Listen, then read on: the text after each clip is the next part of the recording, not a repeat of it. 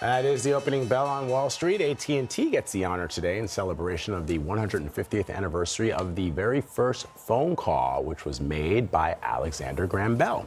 Let's take a live look at the Dow at the open of today's trading. Things are relatively flat at the moment. So, Kelly, let's get your reaction to what we heard from President Trump yesterday with respect to gas prices here in the U.S. I want to play a bit of that, and let's talk. Well, we're looking to keep the oil prices down. We went artificially up because of this excursion into a very positive thing. I mean, this was an excursion that a lot of people wouldn't have done. I knew oil prices would go up if I did this, and they've gone up probably less than I thought they'd go up. So I was looking yesterday at the intraday trading, and it was all over the place. Wild. It was right. Am I wrong? Like it looks like a bowl of spaghetti. Like there was so much happening yesterday. And then when the president spoke to Arweja Jang, and then she posted her comments on the president's comments to her on social media, you started to see a little bit of a clawback. What was happening? And what do you? I mean, the fact that the market came back, people are going, "Ooh, okay." The president is sort of suggesting that this may be over, but it feels like every day it's going to be like this.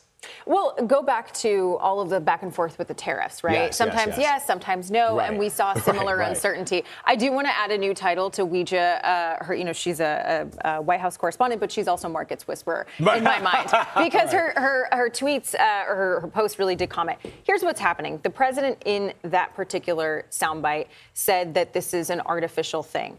It's really not.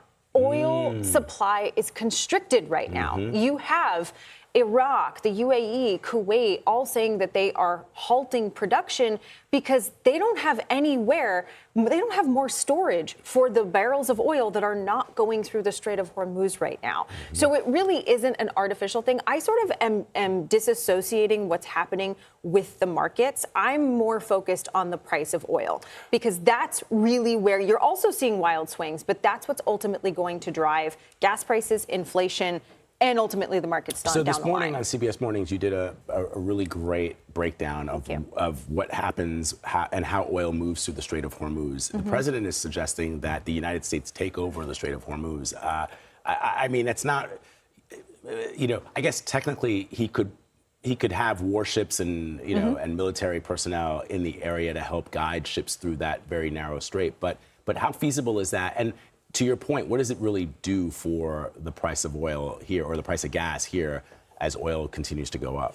If we could successfully secure the Strait of Hormuz, let's say secure maybe rather than take over, it would absolutely kind of calm the markets when it comes to the price of oil. And of course, when you see the price of oil go up or down, that's going to impact gas prices here. I think my concern is the resources that would require and the insurance commitment, because sure, we've decimated essentially the Iranian Navy, but there are still those missiles that can drones reach, that there would be a potentially very, very problematic insurance claim that's made if you were to see one of those ships hit. So I think, yes, I love the idea in theory, and that would calm markets. But I think from an execution perspective, there are some really big questions. So is the idea, and I know we got to go, but is the idea that once the war is over, and you heard Elliot earlier this morning, the war, we may say it's over. Exactly. Right. But once the president says that, military operations from the United States and Israel have ceased, would we see the price of oil coming back down? I think yes, because now you're going to be in a situation where all of these different countries can restart their production. In theory, ships would move through the Strait of Hormuz. You would expect Iran to move back from targeting those ships if you don't have them being targeted by the U.S. and Israel. So I think yes, but it's just a question of how long that's going to go on. Right. All right. We'll see. Kelly, always great to talk to you about this stuff.